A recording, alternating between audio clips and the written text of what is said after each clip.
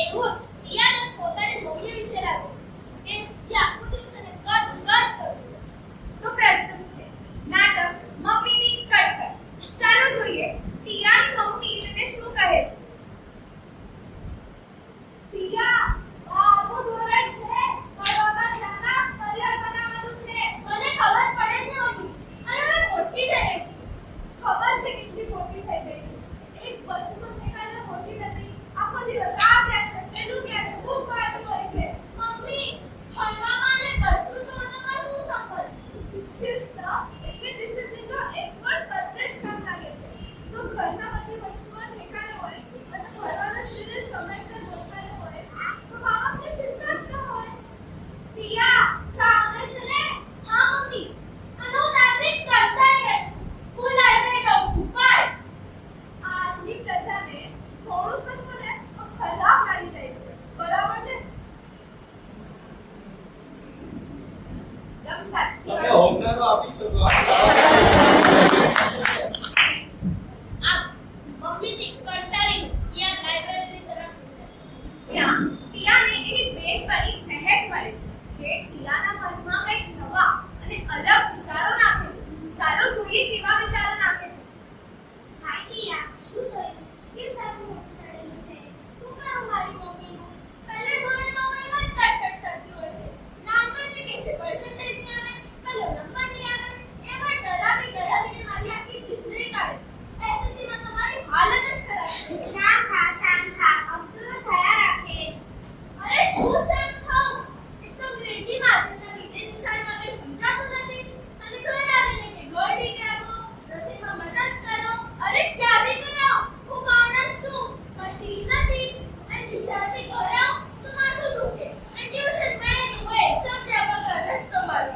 હું તો થાકી જાઉં છું. It's okay Diya. Chill. Mummy હંમેશા એટલું જ કહે કે પર્સન્ટેજ કહેવાય તો લોકો શું કહેશે? પણ જ્યારે હું કહું કે કોણ લોકો કહેશે તો ચૂપ થઈ જાય. અને તને ખબર છે પર્સન્ટેજ માટે મને કોઈ પણ નથી કહેતી. ખાલી મારી મમ્મી છે જે મને જેલથી મળે છે. ગોટિયા, મેં કહ્યું ઓસ્ટ્રેલિયા જવાની જેથી ફૂલ ફ્રીડમ. શું વાત કરે છે? પણ કેટલો બધું થશે? ખાલી 10 લાખ. ત્યાં ભણવાનું, હરવા ફરવાનું, સ્વતંત્ર જિંદગી જીવવાનું ને મજાની લાઈફ. એટલે કે night out, pub, drinks, boyfriend, party, બધી છોડ. ઓફ કોર્સ યા. પછી ત્યાં જ નોકરી કરીને સેટલ થઈ જવાનું. ડોલર કમાવાના ને ઉડાવવાના. શું કરતીયા? ડોલરના સપના જોયે છે ને? ના. તું પણ યાર, હું પણ તારા સાથે જ આવી. પણ મારા પપ્પાની આટલી કેપેસિટી નથી. લોન લઈ લે. સાચું બધું બહુ જ સુંદર કન્ટ્રી છે. મજા પડી જશે. ચાલ ઠીક છે, હું પણ તારી સાથે આવીશ. પપ્પાના હાથમાં જ કન્વિન્સ કરી. Let's go. આમ પિયાના પણ નવા વિચારોનો આગમન થાય છે. પણ ઈ નથી જાણતું કે આ નવા વિચારોને ક્યાં લઈ જશે. પિયાને છે ઘણા બધા લોકો એવું લાગે છે કે આપણું દેશ બહાર જઈને સિટીમાં થવા જ ભલાય છે. પણ મારા ભલા માણસો, ત્યારે એવું તો વિચાર્યું છે કે તમે જ્યારે વિદેશ જાઓ છો અને તમે પાછળ સુધીને જાઓ છો, તમારી માતૃભાષા, તમારી પૃથ્વી પર આગમન થવાનું છે. ત્યાંના સંસ્કારો આપણા આપેલા સંસ્કારો પર હાવી થઈ જાય છે. પૂજા, ભક્તિ, પ્રભુ સ્મરણના સંસ્કારો પર પાર્ટી, ડ્રિંક્સ, પબ જેવી ખોટી આદતો પ્રબળ થઈ જાય છે. અને આ પર ત્યાં ગયેલા આપણા બાળકનું પતન. હંમેશા એક વાત ધ્યાનમાં રાખો કે જેમ આપણે આપણી માતાનું સ્થાન કોઈ બીજાને નથી આપ્યું, તેમ જ આપણે આપણી માતૃભૂમિ, આપણી માતૃભાષાનું સ્થાન પરદેશની ભૂમિને ના આપો. શ્રી રામે કહ્યું, અપી સ્વર્ણમયી લંકા નમે લક્ષ્મણ રોચતે જનની જન્મભૂમિશ્ચ સ્વર્ગાદપી ગરીયતે. અર્થાત હે લક્ષ્મણ, ભલે લંકા સોનાની છે તો એ મને ગમતી નથી. કારણ કે આપણી માતા અને આપણી માતૃભૂમિ એ સ્વર્ગ કરતા પણ મહાન છે. બદલાતા આ પ્રવાહ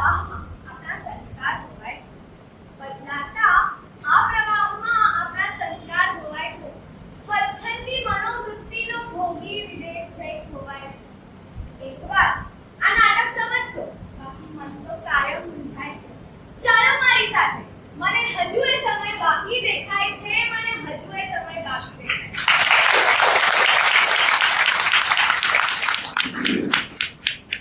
આભાર.